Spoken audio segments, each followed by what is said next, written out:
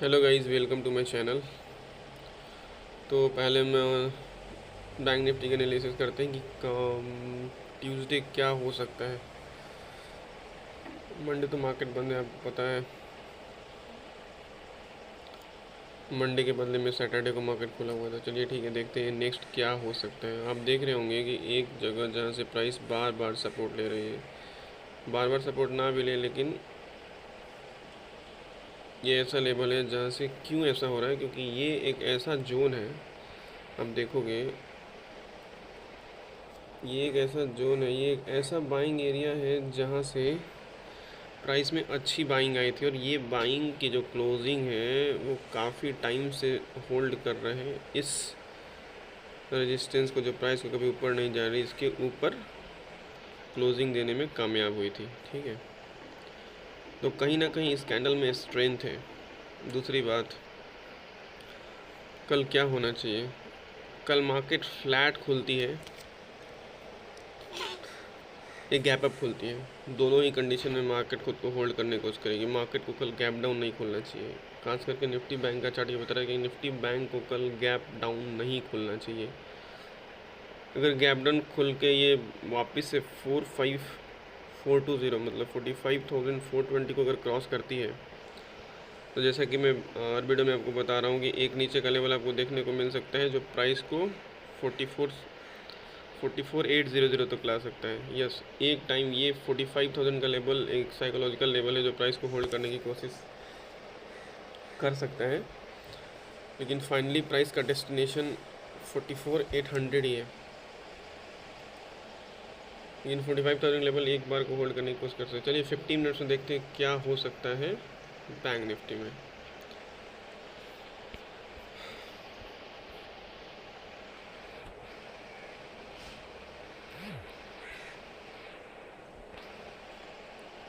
ठीक है, तक आप देख रहे हो क्या हो रहा है, प्राइस मोमेंटम कैसे कर रही है। आप देखो, प्राइस ने इस लो को ब्रेक नहीं किया, प्राइस ने इस लो को ब्रेक नहीं किया, यहाँ तक है। तो कहीं ना कहीं बायर प्राइस को होल्ड करने की कोशिश करें। आप देखोगे तो अगर एक आप ट्रेंड लाइन बनाओगे तो आपको एक ट्रेंड लाइन ऐसे मिलेगी।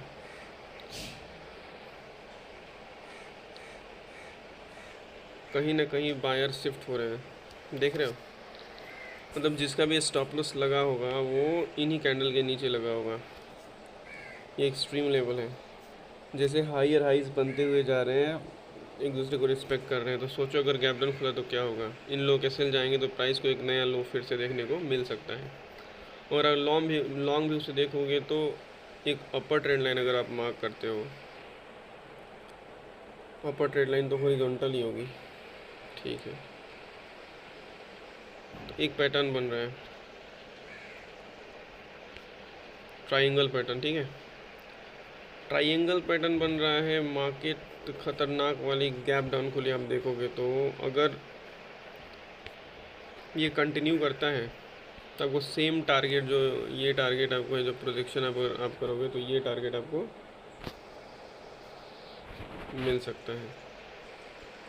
तो सेम प्रोजेक्शन को उठा के इधर अगर आप लेके आते हो तो आपको यहाँ तक का टारगेट देखने को मिल सकता है, नो डाउट, जो मार्क किया गया 44,800 का लेवल।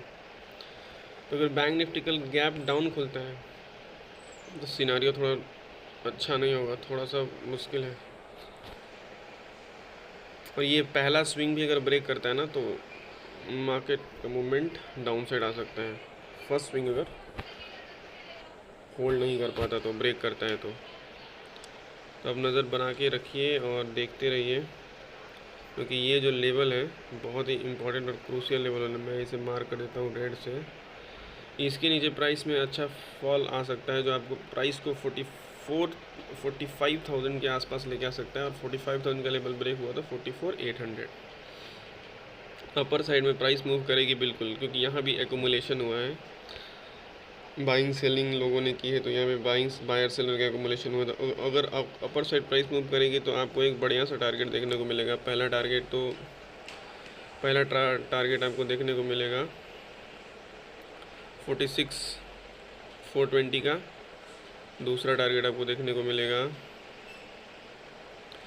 46,600 का।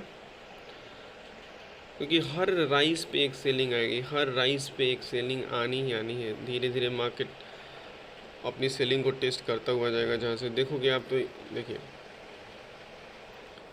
यहाँ सेलिंग आई थी, दोबारा भी यहाँ सेलिंग आई, फिर प्राइस यहीं कहीं पे आगे रेजिस्टेंस ले रही है। तो समझ आ रहा है, एक जब भी फ्रेश सेलिंग होती है वहाँ से सेलिंग आती है, ठीक है। प्राइस ने इतना बड़ा कैंडल बनाया 15 मिनट्स की, बहुत ही स्ट्रेंथ की कैंडल है। कहीं मतलब कहीं ना कहीं लोग इंटरेस्टेड हैं, कहीं ना कहीं स्ट्रॉन्ग बाइंग हुई है, ठीक है। तो जब भी प्राइस अपसाइड में जाएगी तो प्राइस थोड़ा स्लो ही जाएगी। तो ऊपर जाते टाइम आपको सेलिंग का भी मौका मिलेगा, बाइंग का भी मौका मिलेगा। लेकिन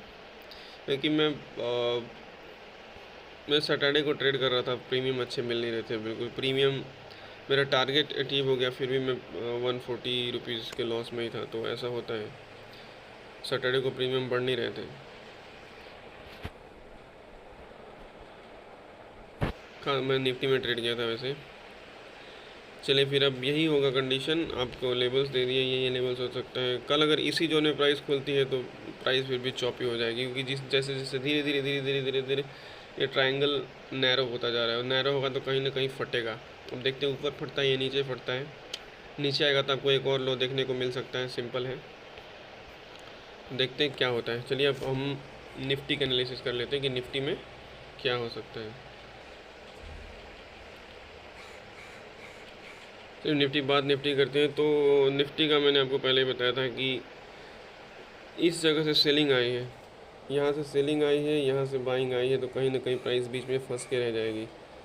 और आप देखोगे कि 2 दिन से प्राइस, 2 ट्रेडिंग सेशन में प्राइस वहीं फंसी हुई है, उन दोनों के बीच में। ऐसा लॉजिकली होता है कि अगर मान लीजिए ऊपर से सेलिंग आ गई, नीचे से बाइंग आ गई, तो प्राइस बीच में फंस जाती है। अब डिसीजन क्या होगा? डिसीजन कुछ नहीं होगा, इन दोनों रेंज को ब्रेक होने के बाद ही प्राइस में एक बढ़िया मोमेंटम आपको देखने को मिलेगा। या तो प्राइस इसके ऊपर जाए या तो प्राइस इसके नीचे जाए। इतनी बड़ी रेंज है आपके पास ट्रेड करने के लिए, और अच्छा रेंज है। ऑप्शन बायर के लिए भी रेंज बहुत बड़ा है जिसमें आप ट्रेड कर सकते हो। अब कल क्या देखने को मिला, देखते हैं। 15 मिनट्स चार्ट्स में जाते हैं और देखते हैं कि प्राइस क्या कर सकती है नेक्स्ट।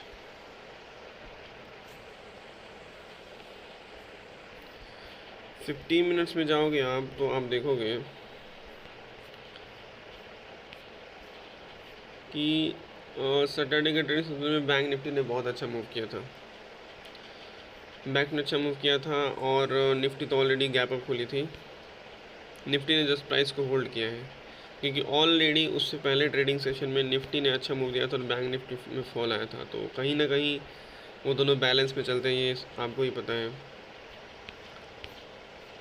तो वहाँ पे बैंक निफ्टी मोमेंटम हुई सैटरडे को, और निफ्टी में डाउन साइड की मोमेंटम हुई। जब भी मार्केट में ना दोनों एक दूसरे का अपोजिट चल रहा, ट्रेड ना करना अच्छा होता है, क्योंकि वहाँ प्रीमियम आपको बढ़ते नहीं है ढंग से।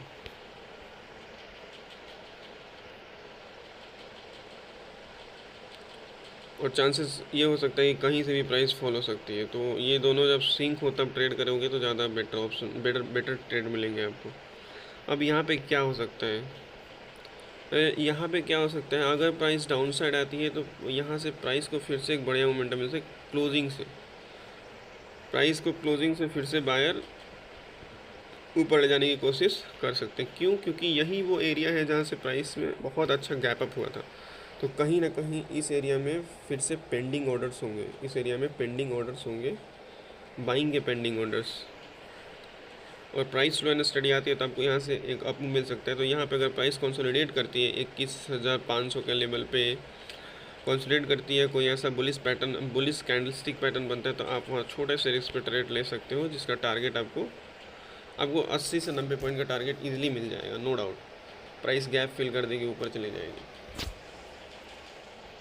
अब क्या होता है, अगर प्राइस कल गैप अप खुलती है, देखिए गैप अप खुलेगी तो प्राइस को हर जगह पे रेसिस्ट करने के लिए एरिया से मैं बताता हूँ, प्राइस यहाँ से भी फॉल होगी, जो कि ऑलरेडी हो चुकी है। तो ये तो लेवल टेस्ट हो चुका है कि यहाँ से प्राइस एक बार फॉल हो चुकी है। यहाँ से अगर प्राइस ऊपर जाती है तो आपको 21,721 के लेवल को क्रॉस करती है तो 21,840 का लेवल प्राइस आपको दिखा सकती है, एक नया हाई फिर से गिरने के बाद। तो आप इधर भी देखोगे तो प्राइस खुद को होल्ड कर रही है, एक भी लो ब्रेक हुआ नहीं है, मतलब कहीं ना कहीं बायर्स प्राइस को होल्ड कर रहे हैं। इवन इफ गैप डाउन हुआ तो क्या होगा, अगर निफ्टी गैप डाउन हुआ तो प्राइस चॉपी हो जाएगी। सिंपल है, निफ्टी अगर गैप डाउन हुआ, अगर गैप डाउन होगा 21,500 के नीचे अगर खुलता है 21,500, जैसे 21,586 पे क्लोज करके आ रहा है, 21,500 के नीचे मान लो 100-150 पॉइंट अगर गैप डाउन खुलता है, फिर ये सस्टेन नहीं कर पाएगा, फिर बायर इसको होल्ड नहीं कर पाएंगे बार बार, क्योंकि बार बार बायर्स होल्ड कर रहे हैं, प्राइस को गैप अप खोलते हैं, होल्ड कर लेते हैं। अगर अचानक से मान लीजिए गैप डाउन खुल जाता है कल, अगर गलती से कल प्राइस गैप डाउन खुलना ही नहीं चाहिए, अगर गैप डाउन खुलेगा तो प्राइस खुद को होल्ड नहीं कर पाएगी और फिर से आपको एक अच्छी सेलिंग देखने को मिल सकती है। यानी फ्लैट या गैप अप खुला तो प्राइस खुद को होल्ड कर लेगी। सेम कंडीशन बैंक निफ्टी में भी है कि अगर बैंक निफ्टी फ्लैट खुल के ऊपर मूव करता है तो बायर्स प्राइस को होल्ड कर लेंगे। फ्लैट या गैप अप खुलना चाहिए, गैप डाउन नहीं खुलना चाहिए। अगर 100-150-200 पॉइंट का भी गैप डाउन अगर खुला तो फिर सेलिंग कंटिन्यू रह सकती है। Thanks guys, thanks for watching this video, thank you.